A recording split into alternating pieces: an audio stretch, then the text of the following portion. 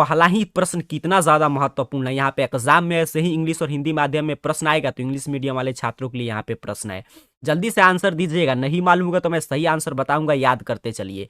क्या पूछ रहा है सर कि प्रथम पृथ्वी सम्मेलन कब हुआ था, तो राइट आंसर क्या करना है, ऑप्शन बी 1992 में हुआ था, तो ऑप्शन बी इस प्रश्न का सही आंसर है। या आगे बढ़ते हैं, दूसरा नंबर प्रश्न आगे आपके सामने कह रहा है बिहार में बालू मिश्रित जलोढ़ मिट्टी को क्या कहते हैं।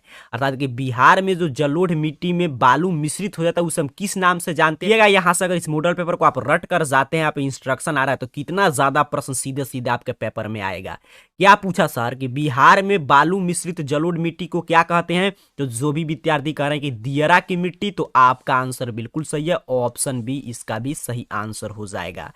आगे बढ़ते हैं, तीसरा नंबर प्रश्न आ गया, कह रहा है नेपाल भारत की किस दिशा में अवस्थित है। आपसे पूछ रहा है कि नेपाल जो है किस डायरेक्शन में सिचुएटेड है इंडिया के, यही आपको बताना है। तो ये प्रश्न अगर आपसे ऑब्जेक्टिव में पूछेगा, ऑप्शन रहेगा, तो कौन सा दिशा आप भरेंगे, तो जो भी छात्र कह रहे हैं कि सर नॉर्थ, तो आपका आंसर बिल्कुल सही है। अर्थात कि किस दिशा में है, उत्तर दिशा में। आप जानते हैं बिल्कुल बउआ टाइप प्रश्न था कि नेपाल जो है भारत के उत्तर दिशा में स्थित है। आगे कह रहा है कि काली मिट्टी का दूसरा नाम क्या होता है, ये भी काफी महत्वपूर्ण, सिर्फ हम लोग वीवीआई प्रश्न की ही चर्चा करेंगे। तो काली मिट्टी का दूसरा नाम क्या होता है, तो कहिएगा सर रेगुर मृदा, अर्थात कि रेगुर मिट्टी। तो आपका समझिएगा ज्योग्राफी का तैयारी बिल्कुल शानदार है। ये आगे बढ़ेंगे, बात करेंगे 5 नंबर प्रश्न की। 5 नंबर प्रश्न आगे आपके पॉलिटिकल साइंस से। मैं शुरू में बोल दिया हिस्ट्री से जो भी महत्वपूर्ण प्रश्न था उसकी चर्चा हम लोग पिछले क्लास में किए थे। अब हिस्ट्री को छोड़कर बाकी जो भी आपका सेगमेंट है, ज्योग्राफी, पॉलिटिकल साइंस, इकोनॉमिक्स, सभी के महत्वपूर्ण प्रश्न के आज के वीडियो में कवर करेंगे।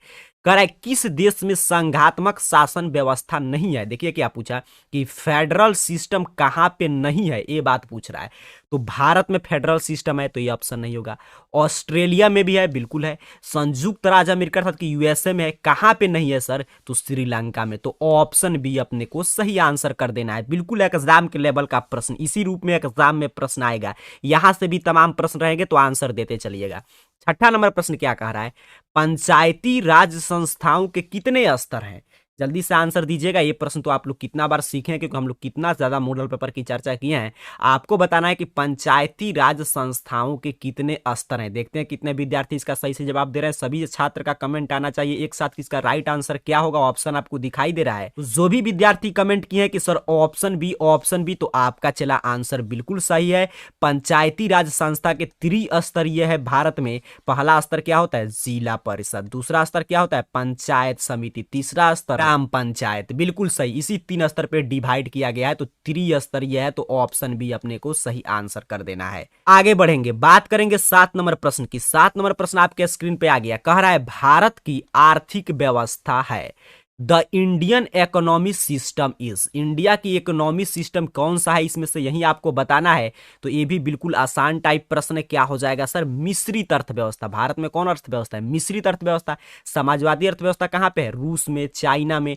पूंजीवादी अर्थव्यवस्था अमेरिका, ब्रिटेन, सभी उदाहरण आपको याद रखना है। तो ऑप्शन सी इसका सही आंसर होगा 7 नंबर का। आगे देखिए 8 नंबर प्रश्न, जो विद्यार्थी सही से आंसर दे देंगे समझिएगा उनका जो इकोनॉमिक्स का तैयारी बिल्कुल शानदार है। अब कभी भी क्लास को देखिए अगर आप लाइव चैट में एक आंसर कमेंट करना चाहते हैं तो डेली 6:30 PM पे आपके लिए एक नया मॉडल पेपर का क्लास अपडेट किया जाता है। तो शाम में 6:30 PM पे आप इस चैनल पे आकर विजिट कीजिए और लाइव चैट में आप आंसर दे सकते हैं। अगर नहीं दे पाते हैं तो ऑनलाइन क्लास का यही फायदा है कि आप कभी भी चैनल को सब्सक्राइब करके रखिएगा, तो कभी भी क्लास को देख सकते हैं। अपने समय अनुसार आप क्लास को देखकर याद करते चलिएगा, क्योंकि अंतिम समय में हमारा यही प्रयास है कि हम सिर्फ इस समय से गेस क्वेश्चन वीवीआई प्रश्न की बात करेंगे। आगे क्या कह रहा है कि रिजर्व बैंक ऑफ इंडिया की स्थापना कब हुआ था। तो देखिए रिजर्व बैंक इंडिया की स्थापना ध्यान से समझिएगा कब हुआ था, 1 अप्रैल 1935 में। एग्जैक्ट डेट मैं आपको बता रहा हूं, 1 अप्रैल 1935 को रिजर्व बैंक ऑफ इंडिया अर्थात कि आरबीआई की स्थापना किया गया था। भारतीय रिजर्व बैंक अधिनियम 1934 आया था, उसी के अनुसार स्थापना हुआ था। तो यहाँ पे 1935 है नहीं है, लेकिन क्या है 1934 है। तो ऑप्शन बी सही आंसर है, क्योंकि मैंने क्या बताया कि भारतीय रिजर्व बैंक अधिनियम 1934 1934 आया था, उसी 1934 भारतीय रिजर्व बैंक अधिनियम के अनुसार 1 अप्रैल 1935 को आरबीआई की स्थापना किया गया था। तो ऑप्शन बी इसका सही आंसर है, नहीं तो एग्जैक्ट रहता 1 अप्रैल 1935 तो उसको सही आंसर करते।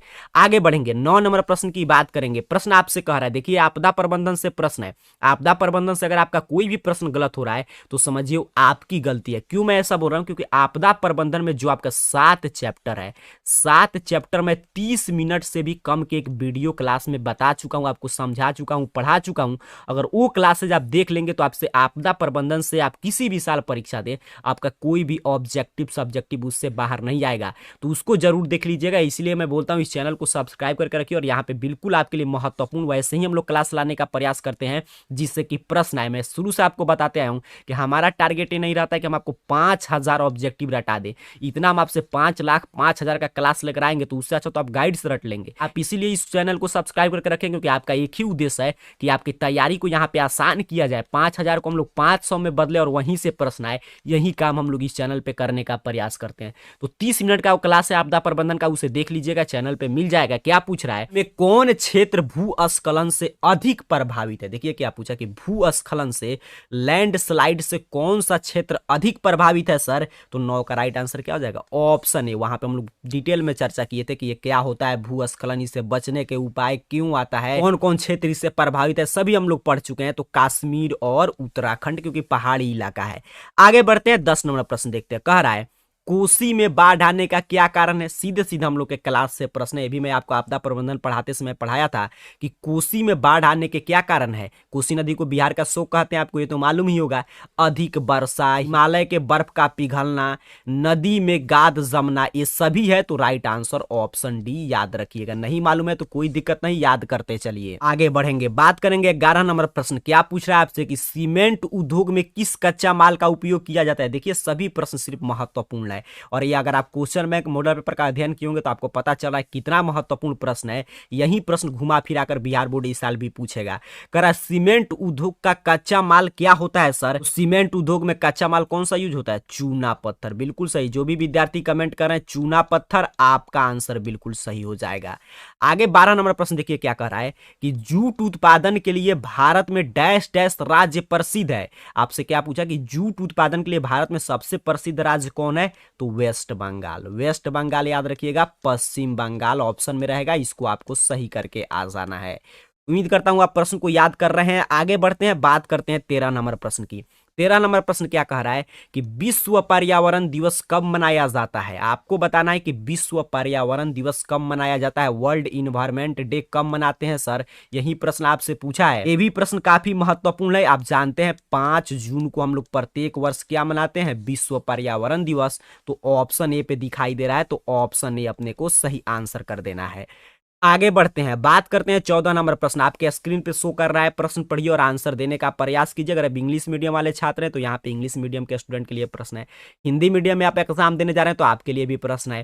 कह रहा है काजीरंगा राष्ट्रीय उद्यान किस राज्य में स्थित है? काजीरंगा राष्ट्रीय उद्यान किस राज्य में स्थित है? तो असम। अब तो ये बहुआ टाइप प्रश्न हो गया, कितना बार हम लोग ये पढ़ चुके हैं। ऑप्शन बी अपने को सही आंसर कर देना है 14 नंबर प्रश्न का। आगे बढ़ते हैं, 15 नंबर प्रश्न देखते हैं क्या पूछ रहा है। प्रश्न कह रहा है कि नेपाल में लोकतंत्र की पुनः स्थापना कब हुई? आपको बताना है कि नेपाल में लोकतंत्र की पुनः स्थापना कब हुआ था सर? तो 2006। बिल्कुल सही, ऑप्शन बी सही आंसर हो जाएगा 2006 में। क्योंकि नेपाल में जानते हैं अपना पड़ोसी देश है, लेकिन वहां पे हमेशा लोकतंत्र की स्थापना के लिए अभी भी संघर्ष जारी है। तो 2006 में लोकतंत्र का पुनः स्थापना किया गया था। तो ऑप्शन बी इसका सही आंसर है। 16 नंबर प्रश्न की बात करते हैं। प्रश्न आपसे कह रहा है कि भारत की प्रमुख सामाजिक समस्या क्या है? भारत का इसमें से कौन प्रमुख सामाजिक समस्या है? ऑप्शन आपके सामने शो कर रहा है, ऑप्शन पढ़िएगा और आंसर देने का प्रयास कीजिए। तो अगर आप ध्यान से पढ़े होंगे तो भारत में पॉलिटिकल साइंस में हम लोग पढ़ते हैं कि भारत में तरह तरह के सामाजिक विभिन्नता देखने को मिलता है और इसके आधार पर काफी समस्याएं भी है। जैसे जातिवाद भी भारत में एक प्रमुख सामाजिक समस्या है। भाषा के स्तर पर विभिन्नता भेदभाव देखने को मिलता है। संप्रदायवाद भी है। तो इसलिए इसका राइट आंसर क्या करेंगे?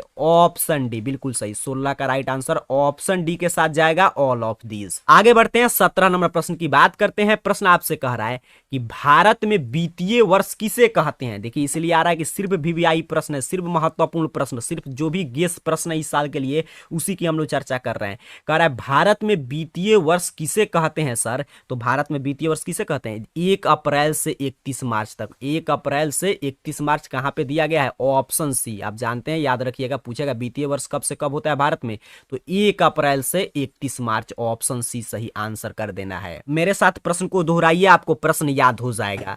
18 नंबर प्रश्न आ गया। क्या आपसे प्रश्न पूछ रहा है कि वैश्वीकरण का अर्थ क्या है सर, ग्लोबलाइजेशन का मीनिंग क्या है, यही आपसे पूछा है। ऑप्शन आपके सामने है, देखते हैं कितने विद्यार्थी इसका सही सही जवाब दे पाते हैं कि वैश्वीकरण किसे कहते हैं, यही पूछ रहा है। वैश्वीकरण का सामान्य अर्थ होता है कि आपका व्यापार, पूंजी, तकनीकी हस्तांतरण, सूचना प्रवाह द्वारा देश की अर्थव्यवस्था का विश्व अर्थव्यवस्था के साथ समन्वय। तो ऑप्शन बी इसका सही आंसर, याद रखिएगा।